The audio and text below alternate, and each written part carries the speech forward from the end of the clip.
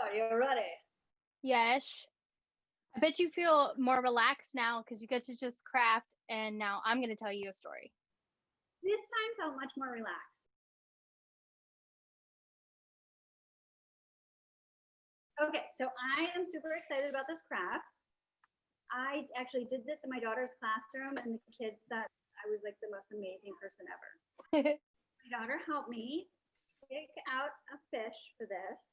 And so Oh, I want to preface this. I have owned betas before. I know how to take care of them. I've done a lot of research on them, but it does involve a live animal, just so you're aware. So Hemingway, my daughter, picked out a girl beta, which I've never owned before. aw. Hello, girl.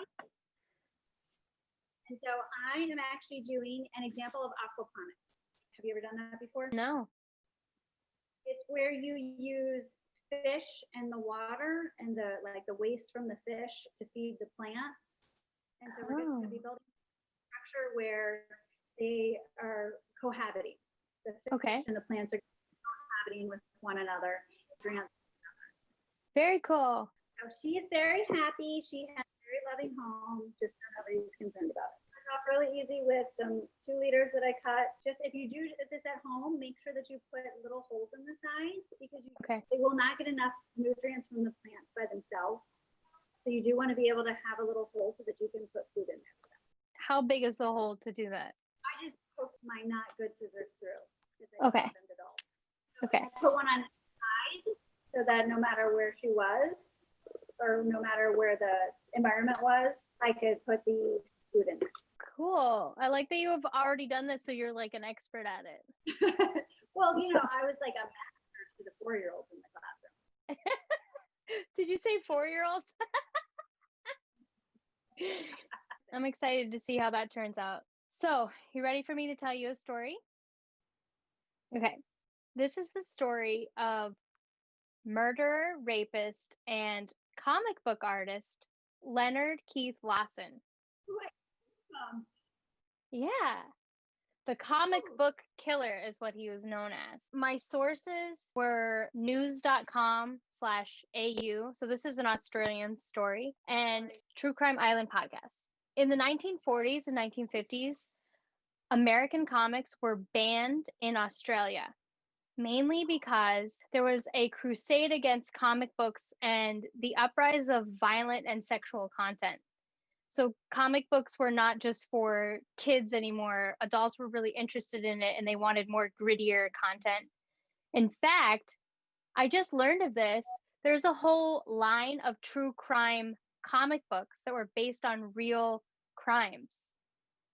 Did you hear of this? Okay. Yeah. I was like, that's a cool little tidbit for us with this theme, right? They're like for sale in the US kind of thing? Like that was a genre in the US, or was this? Yeah, everywhere. In fact, there's a whole line of them of just crimes that females committed. Like, why didn't anyone tell me about that? I want those comics. There was one Australian comic called Action Comics, and it launched in 1946. And the very second issue, they introduced a character called the Lone Avenger, and this was created and drawn up by Len Lawson. He was known as Lenny Lawson or Len, and it became quickly popular. In fact, it took over the entire comic, and he was only 19. He was super talented from a very young age. The Lone Avenger, it's a blatant ripoff of the Lone Ranger, if we're being honest. Yeah, he was a white hat wearing cowboy named Paul Nichols. He fought bad guys and he saved the ladies. And he kept his identity secret by just wearing a red mask. He fought crime. He was on the range. He went into town of Red Rock. And then eventually he became Marshall.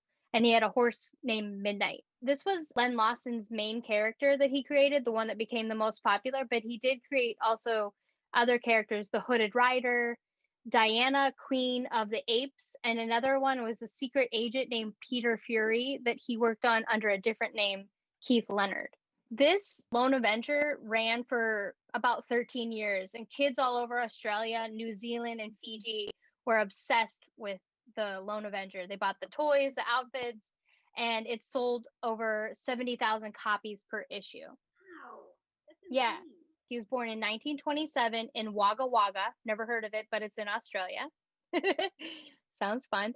He was a gifted student, but his talent was art. He could draw like nobody's business. That's what they said. In fact, there's a quote from the Wagga Wagga's Daily Advertiser. Len is only 17 years of age and has promise of becoming one of Australia's leading comic artists. Wow, Yeah. cool. So just like his own parents, he married early. He married at 18 to Betty Jameson in September 1946. Now, I'm going to check in with you. Where are you at with your craft? So because there's going to be a filter. Oh shoot. Well, if I would have been paying attention, I would have put my coffee filter in. Uh-oh. Do you gotta pour it out? No, because I didn't unscrew the lid. Okay. It's okay. You put a coffee filter in, and then you put, this way you can actually see it. It actually works out a little bit better. There are rocks because you want to form filtration.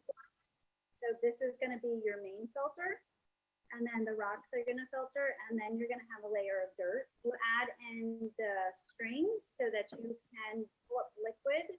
You're going to pull up liquid into the strings would go down into the water, down into the water. You're going to see the water down here. The strings go down through and into the water, and through and pull the water up and feed the plants. You're going to poke little holes so that the string can go through, and you're going to have a lot of filtration. Because you have this, you're going to have the rocks and then the dirt, but you don't want the dirt and the rocks to fall down into the water, obviously. Right. Strings would normally go into the water, but so the strings are going to come up through and feed water up into the plant roots.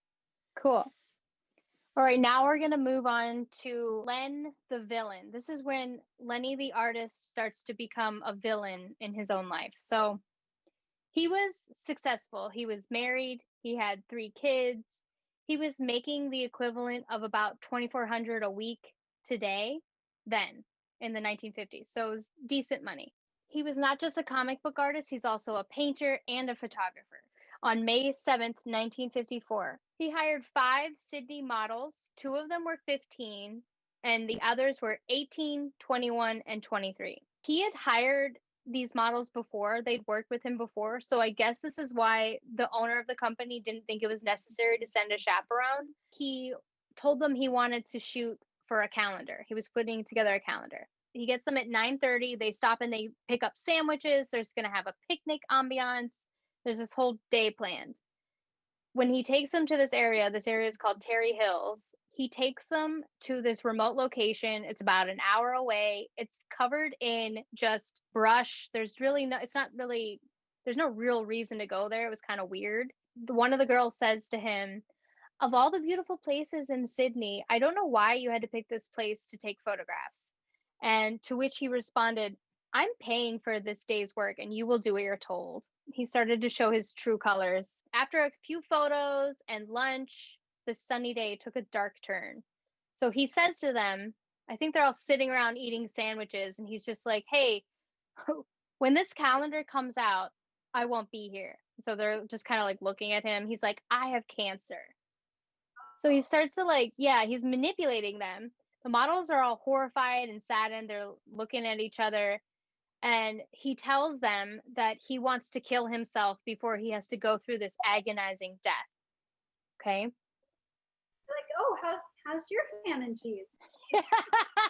I really don't like mayonnaise. I'm kind of sad that they put mayonnaise on it. What? Cancer? Yeah.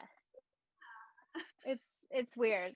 So he takes out a sawn-off rifle, which is one of those short, like creepy rifles that look like no one can survive them. He takes it out of his backpack, he loads it, and he declares he's going to kill himself right then and there. The girls start crying. They're pleading with him, "Don't do it." He abruptly starts to turn it around. He turns the rifle onto them. He tells them to lay on their stomachs. He ties them up, and he tells them it's because he doesn't want them to stop him from going through what he's about to do. So he ties them up and he puts this sticking plaster to cover their mouths so they can't scream. And then all of a sudden it becomes clear what his actual purpose was. He removes their clothes or cuts their clothes off. He tells them he's going to put a bullet in their head if they resist, and he rapes 2 of the girls. He tries to rape the third. He indecently assaults and intimidates the other 2. And when he's done, he just says, I don't know why I picked on you decent girls instead of street women. Almost like he's like, sorry about it. Sorry about that. He unties his victims. He gives them their fee. He pays them. And then he drives back to, no, he acts like it's totally normal. He drives them back to Gordon because one of the girls says she has to go to a pharmacist. She wants to go to the pharmacy. So it's like he like didn't even think this was a problem that just happened. He lets them go out to the pharmacy, and immediately the girls call their parents and call the police. The police show up and they arrest him. Like, oh, I gave you a sandwich and here's your money. Now everything's good. Yeah, he was almost like just buckling his pants, being like, yeah, hey, I'm sorry about that, Oops, I fell into this situation. Yeah, he gave 7 confessions. But when the case of rape is brought up on May 24th, he pleads not guilty. The girls testified at length, giving chilling detail about how he manipulated them and everything that he did. And his lawyer claims, no, that's not true. The girls had all been willing participants in a burlesque on the theme of rape. Oh, because they took the money and the sandwiches, so they got paid? I guess, but he claimed that it was a burlesque shoot. There were no sexy pictures like that. That should have been their proof. Some of them were in bathing suits. What? Pictures doesn't give you the right to do No. anything. But if that's the theme, why don't you have pictures of it? That's just, if that's what you're claiming. So he basically said it was consensual, and the only reason he felt guilty was because he betrayed his wedding vows. Oh, yeah. Yeah. Yeah. Straight up narcissist. So basically it took them like 17 minutes and they declared that he's guilty. Yeah, no shit. 2 charges of rape and a further charge of sexual assault. The judge sentenced Lawson to death. They gave him the death penalty. Wait, there are men that get sentenced for like a month and he gets the death penalty? Who is this judge? I want to wear this judge's t-shirt. Yeah, seriously. Good, so good. Yes. It never happens. It never happens, and in fact, it also did not happen at this time. This was the first time in New South Wales that the capital punishment penalty had been handed down for rape in more than 50 years. Wow. So how can a man sentenced to death for rape later kill 2 more women? Oh, yeah. Now I can check in with you and see what do we have? I added the plants to the top. Of course, I have ivy plants. Oh. You can do it with, if you have a green thumb, I don't have a green thumb. You can do it with basil. You can do it with like a spice if you want to be able to use that in your kitchen. Mm-hmm. But I have never had luck with keeping spices alive. So I did ivy because, of course, it suits me anyways. Mm-hmm. And now betas they say, they're like the whole theory of fighting fish. Well, you get lonely. And so you do want to add for the betas. And so I'm actually going to give her, I put some rocks in the bottom. So of course they always need a little bit of rock in the bottom. And I'm and she's going to get a little plant. There's other like, my last beta had balls, like these little balls, and they could push them around, which is really funny. Just like a little dog. So I'm going to give her some an aquatic plant. This is called a Anubis. Okay. She's going to get a little aquatic plant, and this lives under the water completely. Okay. So she's going to get a little plant here before. So it's real. That's a real plant. It's not fake. Yep. It's got roots. Apparently, it likes to have its roots buried underneath pretty well, but not. It doesn't want to. Plant doesn't want to be under the rocks. So you want to get the roots under. Have the plant part. See the roots? Yeah. And then you want to have the plant part sticking above the rocks. It's pretty. I like that little plant. She'll like it too. Oh, she's a cutie. Does she have a name? We haven't named her yet. No. Okay. I'm waiting for Hemingway Mhm. to tell me. Okay. Next part of the story. So, surprise, surprise, Betty, his wife, divorces him because, it's all over the news. This artist raped these girls. So she takes the kids, she leaves. Yeah. I read in a different article that her life was completely messed up from then on because she was used to a lifestyle and now she has to start over with three kids. She was used to his pay grade. Your name's associated with that Yeah. career. So how do you start over? Right. Everybody around the situation gets their lives get messed up, not just the victims. In 1955, New South Wales abolished the death penalty for everything except treason. So that's why it got taken away from him. And so they decided to test if he was sane or not. And a government appointed psychiatrist found that he was sane. Instead of the death penalty, they gave him 14 years imprisonment. And yeah, he was, of course, a model prisoner in the Goulburn jail. He found religion. He painted religious images. He taught younger prisoners how to read, write, and draw. Oh, and he also requested that he could continue to work on The Lone Avenger, his comic book. And they denied him that. Yeah, they were like, no, we don't. He ruined that comic book. Nobody, they took it off the shelves. No more. He was released only after 7 years. It went from death to 14 to 7. It's such a common thing that we find out that the person who is this horrific criminal barely spends any time in jail. On May 24th of 1961, Lawson is again a free man. June 20th, he goes to this Church of England grammar school and he introduces himself to the headmistress. Her name is Miss Jean Turnbull, which you'll learn about. She's a freaking hero. She's so cool. He goes up to her and he says he's going to be writing this book and that he'd like to observe the girls. And she accepts it. She lets him go to lunch. He attends chapel. He befriends them and gains their trust. So this seems to be a pattern with him. He gains people's trust and then takes advantage of people. Is he operating under a pseudonym at that point? That would have been smart of him, but it didn't say that he did. Okay. I guess Yeah. He just, well, maybe he claims that he's an author. So maybe she didn't put it together. It's like this author just has this name. That was enough. September 1961, he meets and befriends a 16-year-old girl. Her name is Jane Bauer.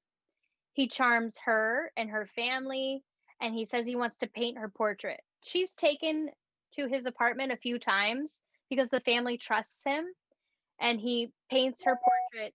And on this particular night, Monday, November 6th, he tells her that this sketch is super important because it's going to be for the biggest painting prize in Australia. So it's big deal. The family's totally supportive of it. They're going to have their beautiful daughter painted. So basically, when he takes her back to the apartment, he hits on her, surprise, surprise, and she dismisses him. She's like, no, she's not having it. But he'd already prepared for her to give him that response. So he has a sock filled with sand. He has pre cut rope. And when she's sitting there on the lounge, he goes over to her and he swings the sock, knocks her in the head, and knocks her out. Horrible. That's what you see in the army movies. What's that? There's that one army movie where they beat the guy with the soap and the sock. It's like a military used to confess or something. Yeah, that was so unnecessary. He ties her wrist, takes her clothes off, rapes her, and when he sees that she's starting to come back around, he starts to strangle her. She fights back so hard that the strangling didn't work. He ends up taking a knife and he plunges it through her chest, killing her. Yeah. The baby. She 16. He used an eyebrow pencil to write on her torso, "Forgive me, comma, Len." Like he's like, "God forgive me, Len." That night he takes off, but while he's driving away, her family starts to look for her and they end up going back to his apartment, and by the morning, Jane's cousin actually breaks down the door and finds her. So at this point now the police are obviously going to be after him, and he's made his way back to the grammar school that he had gone to originally to talk to the headmistress and the girls. So that's where we're at, this next part of the story. Should I check in with you with your plant? So, okay, yeah, we need a little brain break from that. Mm-hmm. That was Intense. Yeah. So Hemi, my daughter, had picked out these rocks, and I will just give a review right now that rocks shouldn't float in your fish tank. Why are they floating? I have no idea. I was like, what? Do they say they'll float? Like, is there a purpose? They did not say that they will float, but they all floated. Like, they're all at the surface. So, review for the shiny rocks is they do not work. I switched back over to the rocks that I was using before as filter rocks anyways, since I had them. Mm-hmm. And so we have a layer of rocks. Ooh, they're colorful. Our other beta, he was a SpongeBob fan, so we had all SpongeBob. Oh, okay. This one was a corn fan, but apparently the rocks are not working for it. So I added the plant down here. Oh yeah, cute. And that is now in the tank. Wait, she's in there? Oh, she's in there. Oh, is she happy? Did you ask her? Yeah, we totally talked about it. So then once you add the fish and the rocks and the stuff into the bottom environment, then you would put this part on the top environment and tuck your strings down in there, and then you have water for the plant, and then you have your little holes to feed your fish, and it helps to get the toxins and stuff out of the environment for the fish. And so it's its own little environment.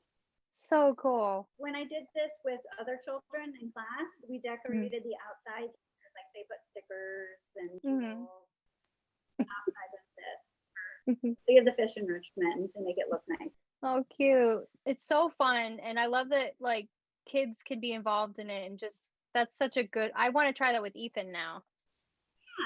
Yeah. So this is definitely a very kid friendly thing to do. You definitely want to, if you're getting the little minnows are hardier, you're not going to be as sensitive to the water temperature and things that get into the water. Whereas the beta is going to be more. So the beta is going to live a lot longer. Like the minnows will probably last months. Okay. So now we're on to this is the third crime that he's committed. Okay. So he takes off. He goes back to that school that I was telling you about. He sits outside of the school and he writes a note to his mom and dad, and he says, I've done a shocking and dreadful thing. Whatever this monster that moves into my body is, it did it with vengeance this time.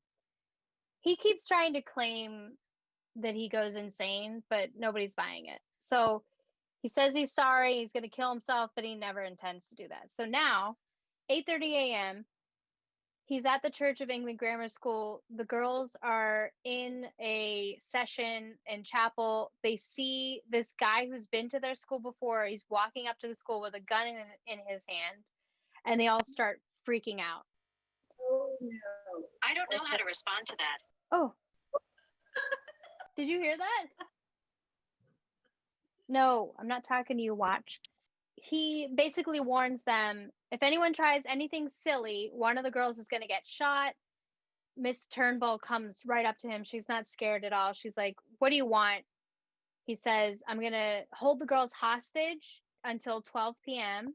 because I've killed somebody already and I want to speak to 3 people. So he hands her this letter that's like 345 words, which I don't know if you realize how long that is. I heard it in another podcast. It's so freaking long. 345 words is a lot of words. It is. And what all it was him saying, you should be worried about me because I have this ammunition and I'm holding the girls hostage. It was almost ridiculous to think of that somebody's going to stand there and read his note while these girls are in danger. You know what I mean? Turn the page. Yeah. Let me see what are you requesting? Because he wanted to speak to 3 people. He wanted to speak to Miss Australia. I know she's got a platform, but what is Miss Australia going to do for this situation? I don't know why he wanted her. He probably wanted to hurt her. Let's be real. Because he's sadistic. Lone Ranger fantasy where he's gonna like ride off in the sunset with Miss Australia. Yeah, he saves her from himself. I'm surprised he didn't ask for a horse too, actually, then. He didn't think of that. What an idiot. Okay. He wanted to speak to an Olympic athlete, Marlene Matthews, and then a nun who had visited him in prison. They already are not going to follow through with anything that this guy is requesting. In fact, the chapel, just to tune him out, they just keep doing their singing just to like distract them from it.